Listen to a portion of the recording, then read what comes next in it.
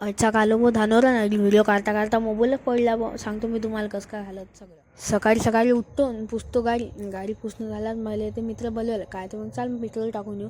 मग काय जातो त्यावर पेट्रोल टाकणं झाल्यावर मग जातो बो आम्ही बरामपूर रस्त्यानं सरळ. आणि तरी बोलता बोलता कधी आम्ही धरणार पोहोचलो माहीत बी पडले नाही बा.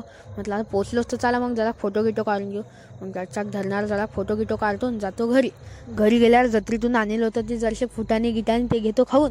आणि ते खाणं झाल्यावर मला त्यात मित्र बोलवले काय तर मग चाल बो धानोरा.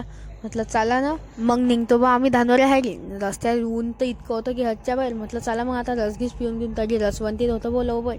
मग त्याला पाहिलं मग निघतो बो आम्ही. ऊन तर इतकं होतं की कोणी दस्ती घालेल तर कोणी टोपी घालेल बो. मिनत काहीच घालेल नव्हतं. आणि तरी बोलता बोलता आम्ही पोचलो बी ना भो धानोरा.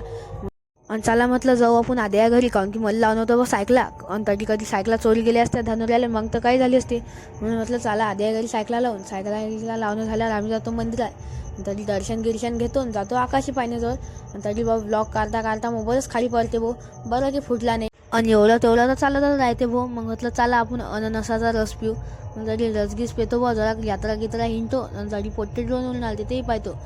जातो आद्या घरी पाणी गिनी पेतो. आणि तडून घरी जातो होतो पाहतो तो चिरागची सायकल पंचर झाली. म्हटलं जाऊ दे आता कसं मस्त चालू.